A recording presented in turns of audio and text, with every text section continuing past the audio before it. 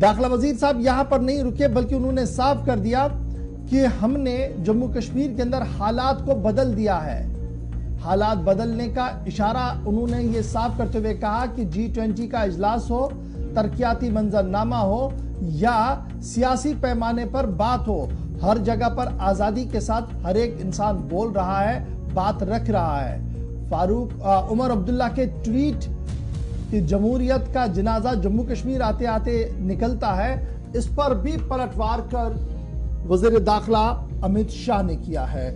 वजीर दाखिला अमित शाह जहां कल एक बड़े अवामी इज्तिमा से खिताब कर रहे थे, सियासी बात रख रहे थे, वहीं पर कल उन्होंने राजभवन श्रीनगर के अंदर सिक्योरिटी रिव्यू भी तकरीबन 8 साढ़े 8 बजे के आसपास लिया, जिसमें फौज, special DG CID, CRPF, BSF, SSB और दीगर जिम्मेदारान मौजूद रहे, सिविल इंतजामिया के अफसरान मौजूद रहे, जिसमें मौजूदा सूरत हाल का जायजा लिया गया, अमरनाथ यात्रा की अरेंजमेंट्स पर गुफ्तगू हुई और किस तरीके से ये पूरा साल निकले, पुरअमन निकले और जो टेरर मॉड्यूल्स और दीगर लोग हैं उन पर किस तरीके से नकेल कसी जाएगी, इस पूरे मामले पर तबादला ख्याल जो है वो कल की मीटिंग के अंदर किया गया है। और आज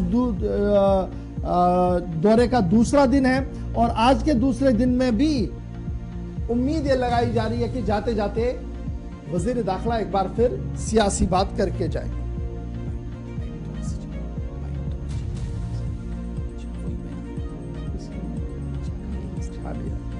कौन है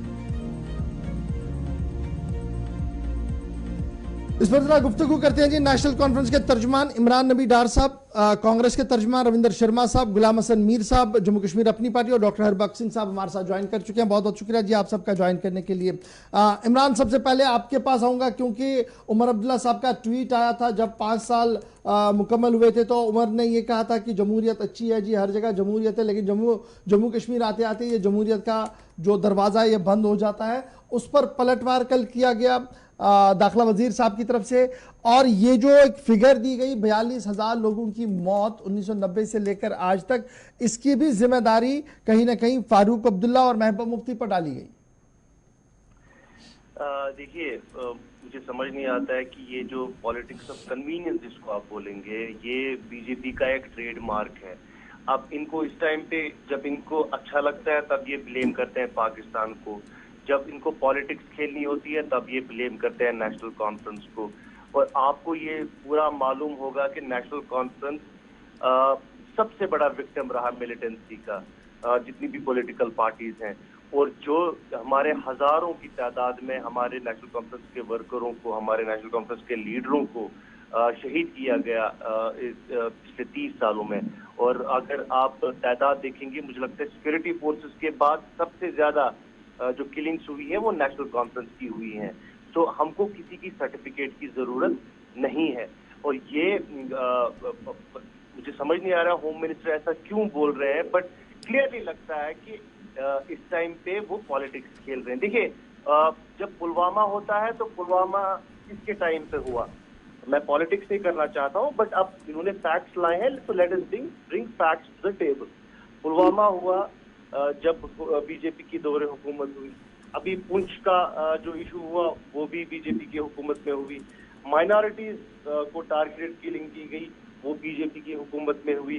बट उस टाइम पे बीजेपी सरकार बोलती है कि ये पाकिस्तान कर रहा है, पुलवामा पाकिस्तान कर रहा है, पुंछ पाकिस्तान कर रहा है, माइनॉरिटीज को पाकिस्तान जो है टारगेट बना रहा है।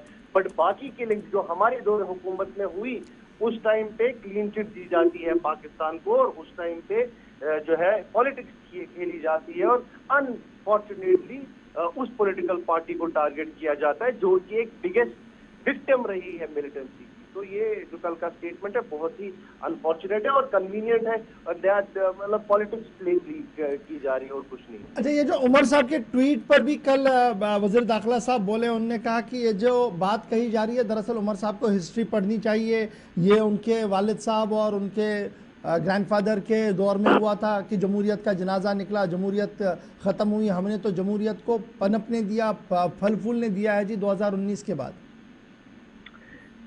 देखिए, आपके सामने आयान है, दो चीजें उनने जो है खुद पार्लियामेंट में बोली थी हम करेंगे, एक स्टेटहुड और बोला था कि इलेक्शन करेंगे। आज 5 साल से अब ज्यादा हो गया है, और अब आप जस्टिफाई कर रहे हैं अपने अनडेमोक्रेटिक एक्शंस को कि पिछले 50 साल पहले क्या हुआ।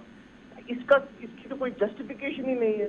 उमर साहब ने क्या गलत बोला? उमर साहब ने बोला कि 5 साल हो गए और हमारे यहाँ जब भी आप देखिए, गवर्नमेंट ऑफ इंडिया के मिनिस्टर जब भी कहीं फॉरेन कंट्रीज में, और कल प्राइम मिनिस्टर ने खुद वहां पर डेमोक्रेसी की बात की, तो हमने सीधे सवाल किया as citizen of this country कि हमको वो उस हक से महरूम क्यों रखा जा रहा है। अगर आप हिंदुस्तान को अगर हम बोलते हैं कि मदर ऑफ डेमोक्रेसी है, तो जम्मू कश्मीर को ऑर्फन क्यों बनाया जा रहा है? और ये डेमोक्रेटिक सिस्टम, ये डेमोक्रेटिक जो आइडियल्स जिसकी बात करते हैं, ये लखनपुर पे आके क्यों रुक जाते हैं? तो ये तो एक जायज सवाल है। हमको तो इन सब सवालों का हक होना चाहिए। मुझे समझ नहीं आता है कि ये इस पे काम करने के बरकत हम पे ही इल्जाम लगा रहे हैं। अरे हुकूमत आप है, पिछले 9 सालों से जम्मू कश्मीर में हुकूमत आप कर रहे हो, कंट्री में आप हुकूमत कर रहे हो, सारे जो है एजेंसीज आपके पास है। तो अगर हम सवाल कर रहे हैं, हम जायज सवाल कर रहे हैं, हमने कोई नाजायज सवाल नहीं किया। आप 5 साल से जायज हो गया। ये तकरीबन सबसे सेकंड लॉन्गेस्ट प्रेसिडेंट्स रूल इस टाइम पे J&K में है।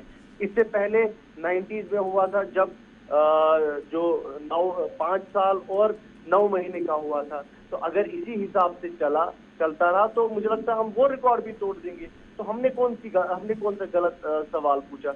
हम तो वही बोल रहे हैं जो ये बाहर जा के बोल रहे होते हैं, और जो इन्होंने खुद पार्लियामेंट में बोला कि हम यहाँ जमहूरियत को पनपेंगे।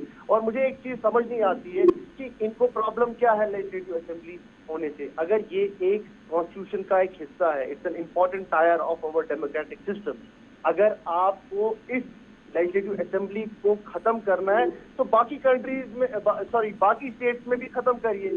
तो फिर ये वाला सिस्टम टायर रखना ही क्यों है डेमोक्रेटिक सिस्टम में? तो अगर ये है, बहुत शुक्रिया हमारे साथ ज्वाइन